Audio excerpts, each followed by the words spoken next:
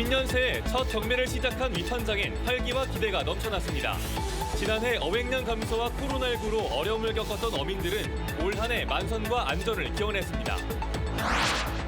새해를 맞아 5.18 민주묘지에는 광주 전남 정치권 인사들의 참배 행렬이 이어졌고 정치인들은 5월 영령 앞에서 올해 열릴 대선과 지방선거에서의 승리를 다짐했습니다. 그동안 민주당의 압도적 지지를 보냈던 호남 유권자들이 올해에는 어떤 선택을 보여줄지 대선과 지방선거를 앞두고 호남의 선택이 중요시되고 있습니다. KBC 광주방송이 서울 여의도에 있는 광역방송센터에서 국회를 중심으로 한 정가 소식을 매일 신속하고 정확하게 지역민들에게 전달해드리겠습니다. 여러분 안녕하십니까? KBC 8시 뉴스입니다. 이민년 새해 첫 경매를 시작한 수협 위판장엔 활기와 기대가 넘쳐났습니다. 지난해 어획량 감소와 코로나19까지 겹치면서 어려움을 겪었던 어민들은 올 한 해 만선과 안전을 기원했습니다. 이계혁 기자가 새해 첫 수협 위판 현장을 다녀왔습니다. 새해 첫 조업을 마친 낙지잡이 어선이 들어옵니다. 낙지 포대를 끌어올리는 크레인. 포대 안은 갓 잡힌 낙지들로 가득합니다. 밤에 어장질하고 지금 막 잡아와서 지금 경매하러 왔습니다. 새해 낚시 좀 많이 하고 그랬으면 좋겠습니다. 어선에서 내려진 민어와 갈치, 고등어, 조기들이 차례차례 선별장으로 들어섭니다. 크기 상태별로 나눈 뒤 얼음을 뒤덮습니다. 아이 새해 천사에게 반대 좀 해줘라 이쁘게. 에? 새해 첫 위판 작업이 이루어진 여수 수협은 활기가 넘쳐납니다. 경매사의 우렁찬 목소리와 함께 열띤 경매가 시작됩니다. 8만, 9만, 10만, 11만 5천 원, 32요. 올 한 해 어민들의 풍어와 안전을 기원하는 초매식. 정성스레 술잔을 올리고 저마다 새해 소망을 바랍니다. 작년에는 많이 감소를 했습니다. 올해는 2천억을 달성을 목표로 해서 열심히 할 계획입니다. 갈수록 조업이 힘들어지는 바다 환경에다 코로나19로 인한 소비 부진까지 이중고를 겪고 있는 어민들의 새해 바람은 무사고와 만선뿐입니다. 새해 첫 경매에 나선 어업인들. 코로나 팬데믹을 극복하고 1년 내내 위판장의 활기가 이어지기를 기대하고 있습니다. KBC 이계혁입니다. 광주 전남 지자체 등 각급 기관들이 시무식을 갖고 새해 첫 업무를 시작했습니다. 이용섭 광주광역시장은 직원들과의 신년 토크회를 열어 도시 경쟁력과 삶의 질을 높이는 한 해로 만들자는 포부를 밝혔고 김영록 전라남도지사는 새해 첫 업무로 한국에너지공대 건설 현장을 찾아 공사 추진 상황을 살폈습니다. 올해를 지역방송 콘텐츠를 전국화하는 원년으로 삼은 KBC는 다양한 콘텐츠 생산에 대한 계획을 발표했으며 광주은행 등 지역 민간 기업들도 2022년 도약을 꿈꾸며 새해 본격적인 업무를 시작했습니다.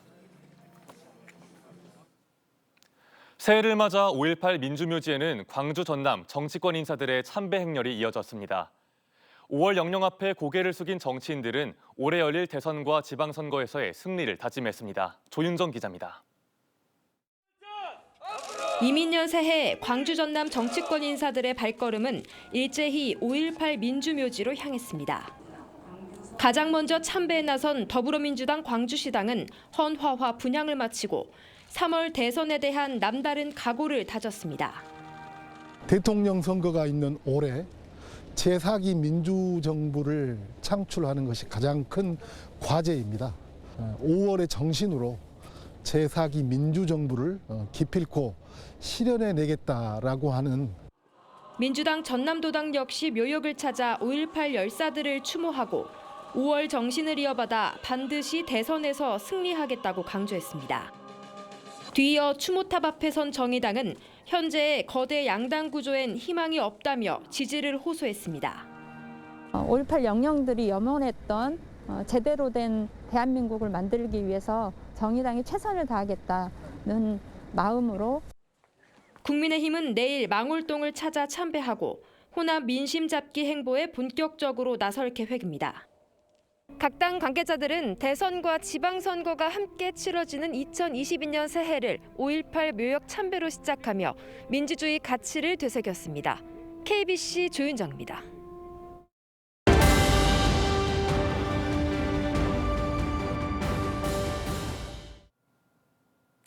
KBC는 2022년 신년 기획으로 오늘부터 우리 지역의 올 한해 주요 이슈들을 살펴봅니다. 첫 순서는 3월 대선과 6월 지방선거를 앞두고 있는 호남의 선택인데요. 전통적으로 민주당에 압도적 지지를 보냈던 호남 유권자들이 올해는 어떤 선택을 보여줄지, 또 이를 파고드는 각 당의 전략은 무엇인지 이형길 기자가 보도합니다. 지난 19대 대선에서 광주 전남 유권자들은 당시 더불어민주당 문재인 후보에게 60% 안팎의 지지를, 국민의당 안철수 후보에게 30% 넘는 지지를 보냈습니다. 여당이던 자유한국당 홍준표 후보는 광주에서 1%대, 전남에서는 2%대 득표에 그쳤습니다. 20대 대선을 2달여 남긴 지금 호남의 민심은 5년 전과 다릅니다. 특히 젊은 유권자들 중심으로 특정 당 쏠림 현상이 사라지고 민주당 일변도로 흐르던 지지세에도 변화의 흐름이 감지되고 있습니다. 이전과 똑같이 당연히 호남에서는 많은 표가 나올 거다라고 기대할 수 있냐면 그거는 아닐 수도 있다. 호남에서의 압도적 지지를 바탕으로 대선 승리를 모색하는 민주당은 대통합을 내세우며 지역민들의 지지를 호소하고 있습니다. 이낙연 전 대표와의 회동을 넘어 선거운동까지 함께 나서겠다는 계획과 제3지대로 이탈했던 지역 인사들의 복당 조치 등이 대표적입니다. 세대 간, 부문 간, 그리고 지역 간의 미래 비전을 동시에 가져가는 것이 통합의 시작이라고 봅니다. 국민의힘은 흔들리는 호남 민심을 이번 기회에 확실히 가져와 20%까지 득표율을 끌어올리겠다는 목표입니다. 윤석열 국민의힘 후보는 호남 홀대론을 불식시키고 호남 지역의 미래 산업에 적극적으로 투자하겠다는 약속을 이어가고 있습니다. 미래 산업에 있어서 우리 호남이 중심이 될 수 있도록 그런 정책으로 호남에 더 가까이 낮은 자세로 진심으로 다가가겠습니다. 대선이 끝난 뒤 2달여 뒤에 열리는 지방선거도 대선 결과의 흐름을 이어받을 수밖에 없는 상황. 2022년 대선에서 호남이 어떤 후보에게 얼만큼의 지지를 보내느냐에 따라 향후 지방선거는 물론 호남의 정치 구도에도 큰 변화를 가져올 것으로 전망됩니다. KBC 이영길입니다.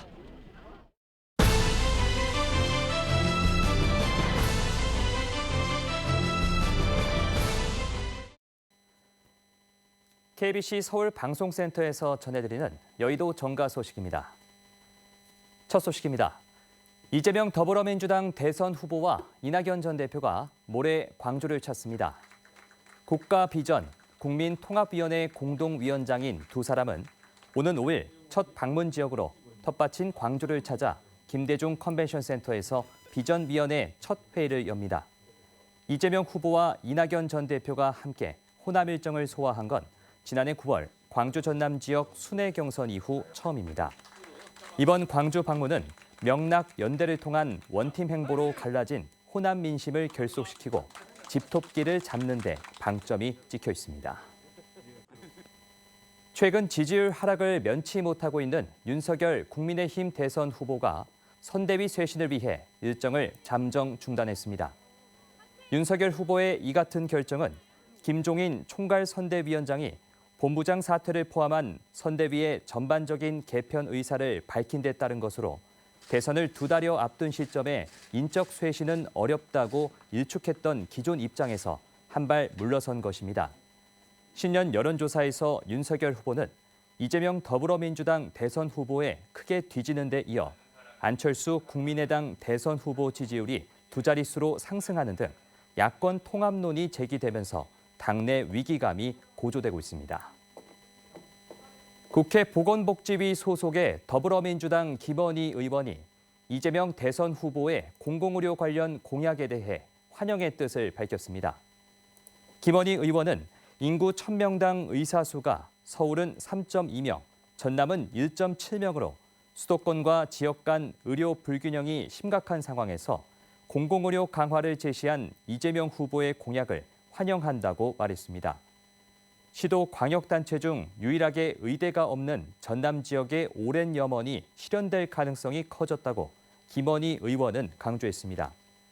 이재명 후보는 공공의료 관련 공약으로 70개 중진료 권역별 공공병원 확보, 지역 공공의료 필수 인력 양성, 지역 의료기관별 진료 협력 체계 구축 등을 제시했습니다. 지금까지 KBC 서울방송센터에서 전해드렸습니다.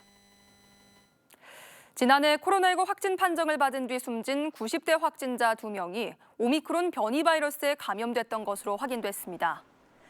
방역당국은 지난해 12월 25일 광주 남구의 요양병원 전수검사에서 확진된 뒤 27일과 29일 각각 숨진 90대 확진자들에 대해 역학조사를 실시한 결과 오미크론 감염 사실이 확인됐다고 밝혔습니다. 오미크론 확진자 가운데 사망한 경우는 이번이 국내 첫 사례인데 사망자들은 각각 암과 치매 등의 기저질환을 앓고 있었습니다. 한편 오늘 오후 6시 기준 광주는 57명, 전남은 34명의 확진자가 추가됐습니다. 광주광역시가 코로나19 장기화로 어려움을 겪고 있는 중소기업에 경영안정기금을 지원합니다. 지원 대상은 총 매출액 대비 제조업 제품 매출 비율이 30% 이상인 제조업체와 지식산업센터 건설업자 등으로 상반기에 1,600억 원, 하반기에 600억 원 등 올해 2,200억 원을 지원할 예정입니다. 지원 조건은 2년 거치 일시 상환 조건으로 업체당 3억 원 한도, 우수기업은 5억 원까지 가능한데 광주시가 2%의 이자 차액을 보전해줄 예정입니다. 운전 중 의식을 잃고 교통사고를 낸 50대 여성을 시민들이 함께 구해낸 사실이 뒤늦게 알려졌습니다. 사고 차량 주위를 지나던 시민들은 너나 없이 도움의 손길을 내밀었습니다. 고우리 기자입니다. 두 남성이 도로 위에 누운 여성의 양팔을 계속 주무릅니다. 또 다른 여성은 119 구급대에 신속하게 사고 위치를 알립니다. 지난달 21일 50대 운전자가 갑자기 의식을 잃고 주차된 차량 2대를 잇따라 들이받았습니다. 앞 차량이 이상하다는 걸 느끼고 사고 차량으로 다가간 62살 장성우 씨. 쓰러져 있는 운전자를 발견하고 시민들과 함께 밖으로 끌어내 심폐소생술을 실시했습니다. 예트로에서 남겨놓고 거기서 이제 심폐소생술을 했죠. 교육이 나도 모르는 사이에 배워져 나와서 실제로 했었던 것 같다. 장 씨의 심폐소생술 덕분에 운전자는 119 구급대가 도착하기 전 의식을 회복했습니다. 저혈당 쇼크로 쓰러졌던 여성은 현재 건강을 되찾은 것으로 알려졌습니다. 장 씨와 함께 구조에 나섰던 67살 최강우 씨는 주위 시민들과 함께여서 가능한 일이었다고 말했습니다. 또 어떤 분은 119에 전화해서 상태가 이러기 하는데 어떻게 우리가 하고 있어야 되느냐를 또 물어가지고 와서 말씀을 하신 분도 있고 세상은 참 좋은 세상입니다. 위기의 순간 자신의 일처럼 나선 따뜻한 시민들이 이웃의 생명을 구했습니다. KBC 고울입니다. 5.18 민주화운동 당시에 탄핵 추가 조사를 막기 위해 다음 달까지 옛 전남도청에 대한 일반인 접근이 전면 통제됩니다. 문화체육관광부는 탄핵 조사 기간 일반인들의 방사능 노출을 막기 위해 오늘부터 다음 달 28일까지 조사구역 주변에 가림막을 설치해 옛 전남도청 본관과 경찰국 일대를 전면 통제하고 민주광장 주변과 전당 출입구는 조사 일정에 따라 이용을 제한할 예정입니다. 앞서 문체부는 옛 전남도청 본관 등 6개 건물에 대한 감마선 촬영을 통해 탄두와 탄흔 등 10발의 흔적을 찾아냈습니다. 활동 마지막 해를 맞는 5.18 진상조사위가 발포명령 체계와 안매장의 진실을 꼭 밝혀내겠다고 강조했습니다. 송선태 5.18 민주화운동 진상규명조사위원장은 5.18 민주묘지를 참배한 뒤 발포 명령자를 신군부 지도부까지 압축했다며 출범 3년차를 맞는 올해에는 진실을 역사와 국민 앞에 내놓겠다고 말했습니다. 5.18 조사위는 국내외 기밀 문건 분석과 관련자 대면 조사를 마치는 대로 종합보고서 작성에 들어갈 예정입니다. 네, 다음은 희망 2022 나눔 캠페인에 참여해주신 분들입니다. 감정평가사협회 정명준 감정평가사가 300만 원을 보내주셨습니다. 소중한 성금을 보내주셔서 감사드립니다. 지난 10년 사이 광주 지역 초중 고등학생 수가 30% 급감한 것으로 나타났습니다. 광주시 교육청은 지난해 초중고 학생 수가 17만 2천여 명으로 10년 전인 지난 2011년에 24만 6천여 명보다 7만 4천 명 가까이 줄었다고 밝혔습니다. 이는 학령 인구가 큰 폭으로 감소했기 때문인데 반대로 초중고 교원 수는 10년 전과 비교해 소폭 늘어난 13,000여 명으로 집계됐습니다. 전남의 직업계 고등학교 학생 29명이 국가공무원 시험에 합격했습니다. 전라남도 교육청에 따르면 최근 정부가 발표한 국가공무원 시험 지역인재 부문 9급에 합격한 316명 중 전남 지역 17개 직업계고 학생 29명이 포함됐습니다.